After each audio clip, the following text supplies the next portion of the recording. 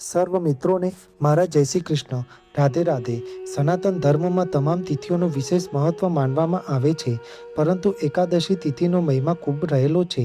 આ વખતે વૈશાખ મહિનાની કૃષ્ણ પક્ષની એકાદશી તિથિ 13 મે 2026 એટલે કે બુધવારના દિવસે અપરા એકાદશી તરીકે ઉજવવામાં આવશે। અપરા એકાદશીને અચલા એકાદશી પણ કહેવામાં આવે છે। અપરાનો અર્થ જ અપાર થાય છે। સનાતન ધર્મના શાસ્ત્રોમાં અપરા એકાદશીના મહિમાનું વિશેષ વર્ણન કરવામાં આવ્યું છે।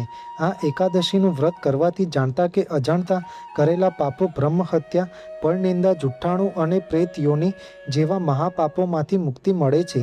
આ એકાદશીનું ફળ ગંગા સ્નાન, કાશી યાત્રા અને અનેક યજ્ઞોના પુણ્ય સમાન માનવામાં આવે છે। વિષ્ણુ પુરાણમાં જાણવામાં આવ્યું છે કે જેવી રીતે કાર્તક માસમાં સ્નાન કરવાથી, ભાગીરથી નદીમાં પિંડદાન કરવાથી, સિંહસ્થ ગુરુમાં ગૌતમી સ્નાન કરવાથી, બદ્રીનારાયણ ભગવાનના દર્શન કરવાથી, સૂર્યગ્રહણમાં કુરુક્ષેત્રમાં દાન કરવાથી, મહાયજ્ઞ કરીને હાથી, ઘોડા, સોના, રૂપાના દાન કરવાનું જે ફળ પ્રાપ્ત થાય છે, તે ફળ આ એકાદશી વ્રત ધારણ કરનારને પ્રાપ્ત થાય છે।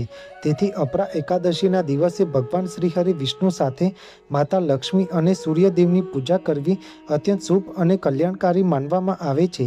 અપરા એકાદશીનું આ વ્રત ભગવાન શ્રી હરિ વિષ્ણુને સમર્પિત છે। આ દિવસે ભક્તો શ્રદ્ધા અને વિશ્વાસ સાથે ઉપવાસ રાખીને ભગવાનની આરાધના કરે છે। માન્યતા મુજબ આ વ્રતના પુણ્ય પ્રભાવથી મનુષ્ય દ્વારા જાણતા કે અજાણતા થયેલા બધા પાપોનો નાશ થાય છે, સાથે જ જીવનમાં માનસિક શાંતિ, સુખ, સમૃદ્ધિ, સફળતા અને અંતે મોક્ષની પ્રાપ્તિ થાય છે। અપરા એકાદશીની મહાત્મ્ય કથા મુજબ ધર્મરાજ યુધિષ્ઠિરે ભગવાન શ્રી કૃષ્ણને પૂછ્યું કે હે પ્રભુ, વૈશાખ મહિનાની કૃષ્ણ પક્ષની એકાદશીનું શું નામ છે અને તેનું મહાત્મ્ય શું છે? કૃપા કરીને તેની વ્રત કથા વિશે જણાવો। ત્યારે ભગવાન શ્રી કૃષ્ણ કહેવા લાગ્યા કે હે રાજન, ધ્યાનપૂર્વક સાંભળો। આ એકાદશી અચલા અને અપરા એમ બે નામોથી ઓળખાય છે। પૌરાણિક ગ્રંથો અનુસાર વૈશાખ મહિનાની કૃષ્ણ પક્ષની એકાદશીને અપરા એકાદશી કહેવામાં આવે છે, કારણ કે આ એકાદશી અપાર પુણ્ય અને ધન આપનારી છે। જે મનુષ્ય આ વ્રત કરે છે તે દુનિયામાં યશ અને કીર્તિ પ્રાપ્ત કરે છે। આ દિવસે ભગવાન શ્રી હરિ વિષ્ણુ સાથે માતા લક્ષ્મી અને સૂર્યદેવની પૂજા કરવામાં આવે છે। અપરા એકાદશીના વ્રતના પ્રભાવથી બ્રહ્મ હત્યા, ભૂત યોનિ નિંદા કરવી, ખોટું બોલવું વગેરે જેવા બધા પાપોનો નાશ થાય છે। આ વ્રત કરવાથી સ્વર્ગની પ્રાપ્તિ થાય છે। જે લોકો પોતાના ગુરુ પાસેથી શિક્ષા મેળવી પછી તેમની નિંદા કરે છે, તેઓને નર્ક ભોગવવો પડે છે, પરંતુ અપરા એકાદશીનું વ્રત કરવાથી તેઓ પણ આ પાપ કર્મથી મુક્ત થઈ જાય છે। જે ફળ ત્રણે પુષ્કરમાં સ્નાન કરવાથી એટલે કે કાર્તિક પૂર્ણિમાના દિવસે સ્નાન કરવાથી, ગંગા તટ પર પિતૃઓને પિંડદાન કરવાથી, સ્વર્ણદાન અથવા ગોદાન કરવાથી જે પુણ્ય ફળ મળે છે, તે જ પુણ્ય અપરા એકાદશીનું વ્રત કરવાથી પ્રાપ્ત થાય છે। તેથી મનુષ્યએ પોતાના પાપોથી ડરીને આ વ્રત અવશ્ય કરવું જોઈએ, કારણ કે અપરા એકાદશીનું વ્રત અને ભગવાન શ્રી હરિ વિષ્ણુની ભક્તિ કરવાથી મનુષ્યને બધા પાપોમાંથી મુક્તિ મળે છે અને વૈકુંઠ ધામની પ્રાપ્તિ થાય છે। અપરા એકાદશીની પ્રચલિત વ્રત કથા આ પ્રમાણે છે। પ્રાચીન સમયમાં મહિધ્વજ નામના એક ધર્માત્મા રાજા હતો। તેમનો નાનો ભાઈ વજ્રધ્વજ ખૂબ જ ક્રૂર, અધર્મી અને અન્યાયી હતો। તે પોતાના મોટા ભાઈ પ્રત્યે દ્વેષ ભાવ રાખતો હતો। એક દિવસ રાત્રિના સમયે તેણે પોતાના મોટા ભાઈ મહિધ્વજની હત્યા કરી અને તેમના પાર્થિવ દેહને જંગલમાં પીપળાના ઝાડ નીચે દાટી દીધો। અકાળ મૃત્યુને કારણે રાજા પ્રેતાત્મા બનીને તે જ પીપળાના ઝાડ પર રહેવા લાગ્યો અને લોકોને ડરાવી હેરાન કરવા લાગ્યો। લોકો ત્યાંથી પસાર થતા ખૂબ ડરતા હતા। એક દિવસે અચાનક ધૌમ્ય ઋષિ ત્યાંથી પસાર થઈ રહ્યા હતા।